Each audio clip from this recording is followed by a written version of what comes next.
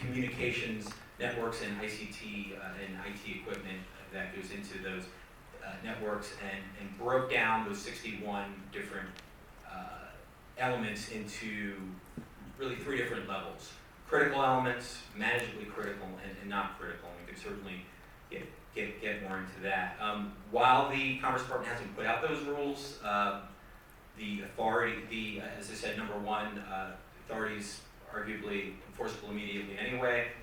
Based on our understanding of what to expect from the rules, Commerce's approach was to try to do this in a minimally invasive way from an industry standpoint, and in particular to really focus on outlining a process for how Commerce will analyze and adjudicate such transactions involving a fact-based, context-specific analysis of the national security risks, and laying out a procedural, jurisdictional, and definitional framework for possible future prohibitions on such transactions. Just a couple of other notes. The one other significant legal authority in this space that has been somewhat overshadowed is the Secure Technology Act, which was passed at the end of last year, and it was passed, I think, a day or two, signed into law a day or two before the government shutdown. That's one reason it was overshadowed. Another reason is that the executive order then came out a few months later. But the Secure Technology Act, it deals specifically with the federal procurement space, but actually sets up a regime for specifically kind of codifying and the removal and exclusion authorities of all the federal agencies in terms of removing and excluding certain suppliers. We saw this with the DHS binding operational directive with respect to Kaspersky previously, but clearly it's teeing up a set of authorities that once they are implemented, and we expect those rules, interim final rules, by the end of this year, will essentially cover the entire federal procurement space, and then the way I look at it anyway, the executive order will cover the commercial space, and you'll probably at the end of the day have a common set of foreign adversaries named. Completely agree that there is bipartisan consensus on this issue, and that it's not going away anytime soon. I think some are hopeful that if there's an administration change, all of this will just go away. Agree that it's not likely to happen whatsoever from our perspective. And just briefly, Denise also mentioned the entity list. Essentially, the entity list, Huawei specifically, was added to the entity list, I think, the same day or within 24 hours of the executive order being issued. I think that caused some confusion out there in that they are separate things. I mean, clearly at a macro level, generated by the same set of concerns that have already been outlined here today. But the entity listing of Huawei came out, essentially requiring a license for transactions involving Huawei and 70 or so subsidiaries. Then 24 hours later, a temporary general license was issued that actually provided for a 90-day grace period of sorts for certain transactions, and we can get more into this if folks would like, but it kind of illustrated, number one, that in our complex, interrelated relationship and global supply chain and economy, just banning a major telecommunications company potentially could have unforeseen consequences. It's notable that 3 of the temporary general license provisions actually dealt with, at least from my perspective, things like providing security updates and software updates that could, in fact, implicate security, and we don't necessarily want hundreds of thousands or millions of unpatched phones out there in the environment. And then also there was a very significant degree of confusion caused by in the licensing space, in the standards space by the temporary general license, which again we can get into more during the discussion if folks would like. So I'll stop. Thank you, John. That was a very thorough overview of the executive order, and appreciate those insights. Chris, I'd like to turn to you next. IBM is on the forefront of developing some of these critical technologies that Congress and the administration are seeking to control. You also come from, background of having served as Undersecretary for International Trade and Commerce and also oversaw BIS. So I was wondering if you could talk about the emerging technology export controls, the ECRA statute, and what has been the impact for your business and for the broader industry. Thanks, Denise. Thanks to Ken for organizing this. I would say that the passage of ECRA and FIRMA together represent one of the biggest changes in trade compliance law, probably in at least a generation. This is a really big deal. The fact that these laws they passed under regular order, they passed with broad bipartisan support, constitute a fundamental modernization and reorientation of the U.S. trade and investment compliance system, the national security law system, toward a new threat.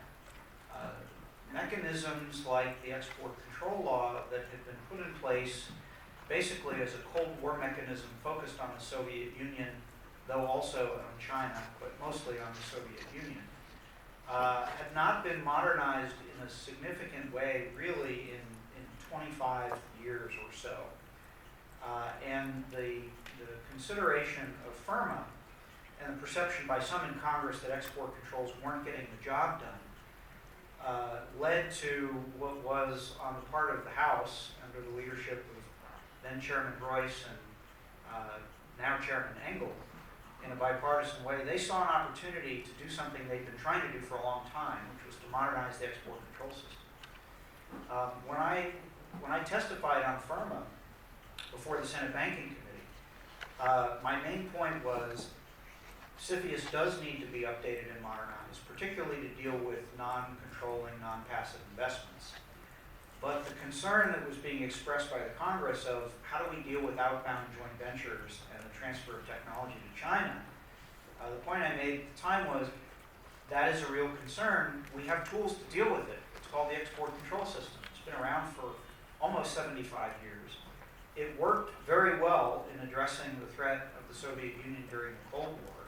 And if the decision now is we need to upgrade our defenses vis-a-vis China, then that's the right tool to use for the job. And I was pleased that ultimately the laws were merged and passed together, as I think was appropriate to do. And it is a very big deal. I mean, these are, all three of these things we're talking about today are basically tools. They're tools in service of a larger objective, and that objective is to deal with national security threats. And I agree with David and with John, this is not just a Trump administration phenomenon. These changes are reflective of a fundamental shift in the perception by the United States across administrations of the nature of the strategic and national security threat that we're facing. And so it's appropriate that they be modernized. And the business community, including IBM, supported FIRMA ECRA once it was finalized. And it's significant that that law passed with enormous bipartisan support, 400 plus votes in the House of Representatives. So it is a big deal. Now, what is the ECRA reform, what has it led to so far? Well, not a lot yet.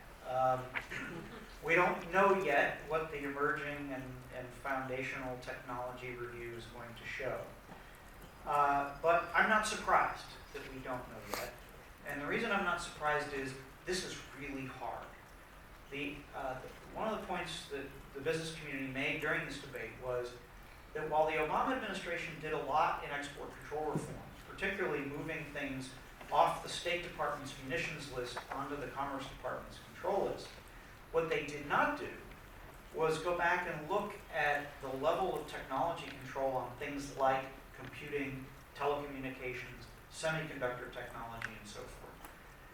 the one point I made was the last time there was a China rule that had been issued specifically focused on China was back in 2006, when I was still in government. And so there's a need to address things like artificial intelligence, quantum computing, 5G, 3D printing, intelligent manufacturing, all technologies that frankly did not exist even 10 or 15 years ago. And so the lists need to be modernized and upgraded and to reflect where we are. That is hard to do. The Commerce Department is engaged in a process to do that. I know there's been some impatience expressed about it. Having done it when I was in government, it's not easy. How do you define artificial intelligence? You know, it's not easy to define. Even those of us who are in this business have many different definitions. You bring in technical experts, you bring in researchers, university people, they'll have 16 different definitions. What is the choke point technology for quantum computing? Okay? Most people don't even understand what quantum physics is. There are very few experts on this within the government. And so one of the things we've been doing as IBM is bringing experts down from IBM Research in New York to talk about quantum computing and how it works. And if you really want to control it, what are the key choke points that you cannot live without? One of them in the area of quantum happens to be, in order for the quantum interactions to work, you have to have an environment that is colder than outer space. Okay? That's not easy to do. Okay? We're not all going to have a quantum computer sitting on our desks 20 years from now. So maybe that technology is one you should look at as a choke point, right? The quantum computers that we have, that Google has, that a few others have, are in controlled laboratory environments. They're made available in the cloud, but it's not easy to get that environment just right. And you need, you know, if you have tremors and earthquakes and things, it affects the ability of the qubits to reach the right level that they need to work. So there are ways to do this, and I think the government is taking its time because it's trying to do the right job, which is to define what are the new parameters, what should the new control list say.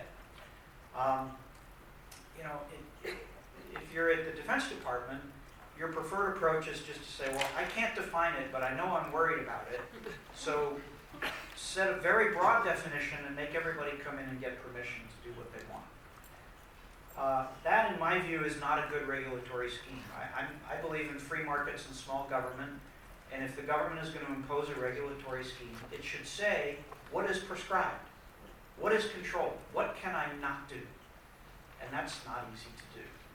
So that's why I think it's taking a long time, and I don't think that's a bad thing from the point of view of business or from national security. It's been a long time since these lists have been updated, and it's important to do it right. I'll finish by saying there are three key things that need to be done if you're going to modernize export controls. One is to define what is truly emerging, new, cutting-edge technology. That is what FIRMA ECRA intended be controlled. There are some who are making the argument that we need to look at so-called foundational technologies as separate from emerging. And what that means is we need to go back and recontrol things that should never have been decontrolled in the first place, particularly in the area of semiconductors. There is a point of view, particularly within the Defense Department, that that's what should be done. I think that would be a fundamental mistake, and I don't think that's what the legislation intended. How do you go back and recontrol something that has already been licensed and sold all over the world, not just to China, but to many other countries? I don't think the right thing to do for national security or the economy is to try to recontrol things when the horse is out of the barn. I do think that there's an opportunity to control truly emerging things like some of the technologies that I mentioned that have not yet proliferated widely. So that's point one. Point two, anything that should be done must take into account foreign availability. There is a strong perception, particularly in the Congress and in the Defense Department, that if we just stop American companies from doing this, everything will be all right. That is just not true. While we are leaders in many of these technologies, we are not the exclusive providers. There is work going on in artificial intelligence all over the world. The Israelis do some amazing work. The French, the Germans, the Japanese, the Koreans, the Taiwanese. In quantum, the same is true to a lesser degree, certainly 5G.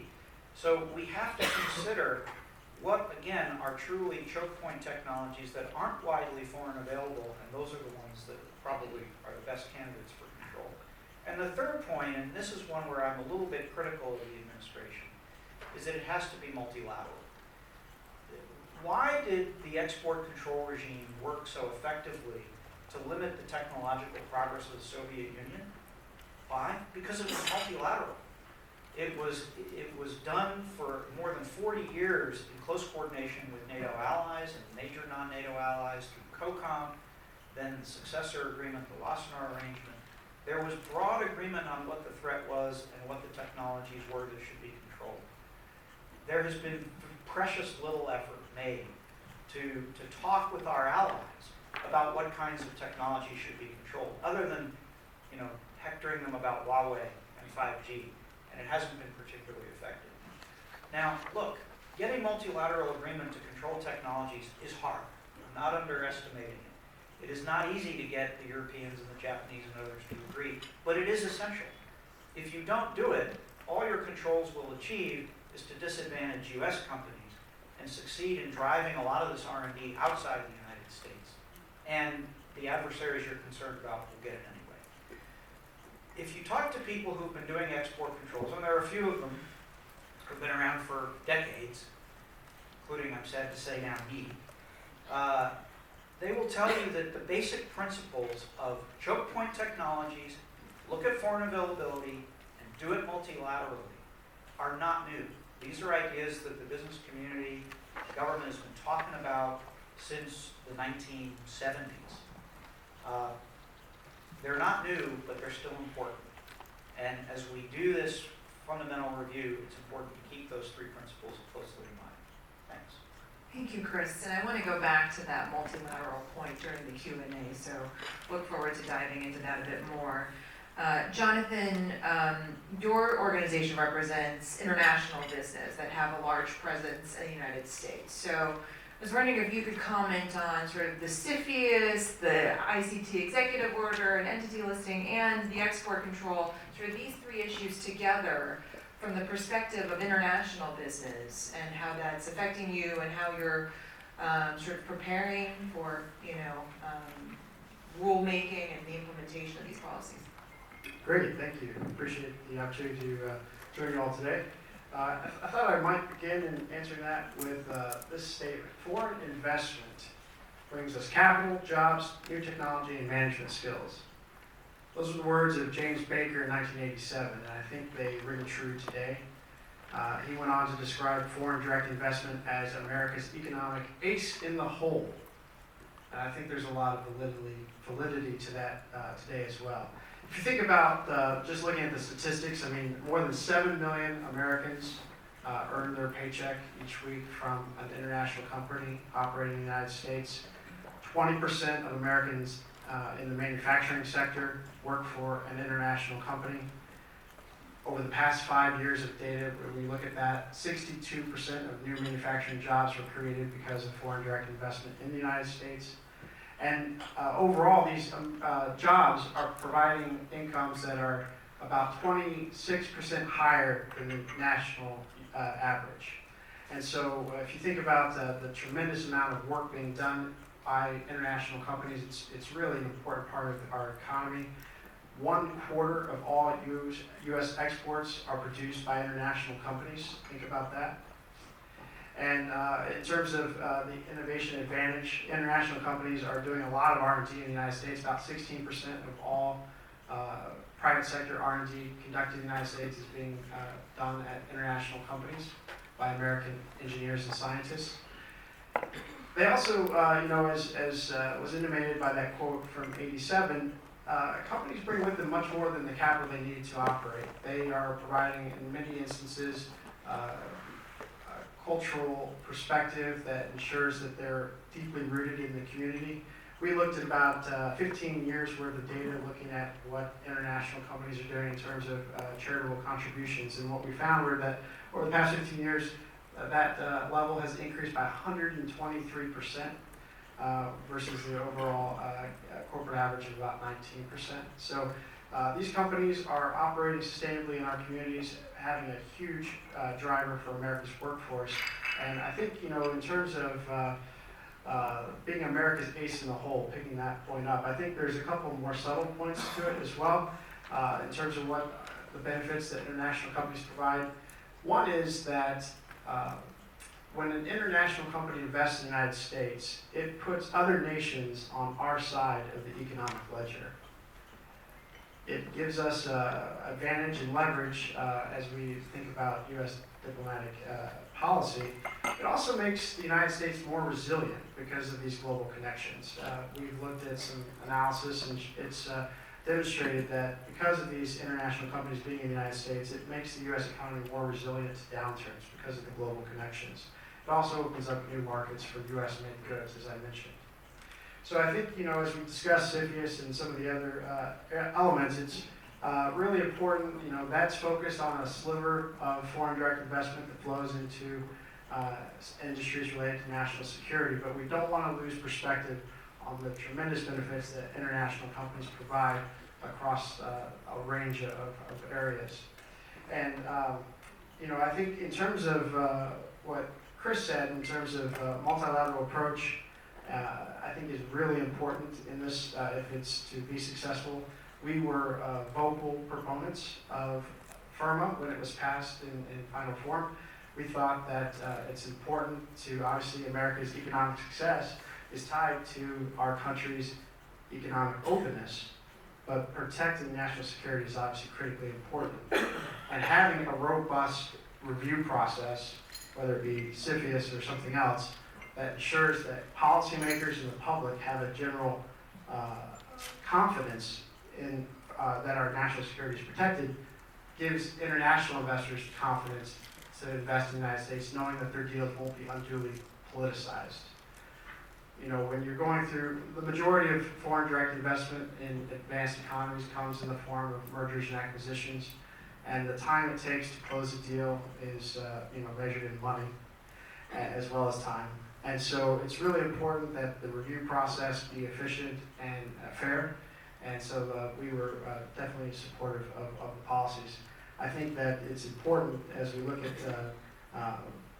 the export control that will be released, and certainly on the executive order, ensuring that companies are, or that governments working with other countries is going to be vitally important for their effectiveness.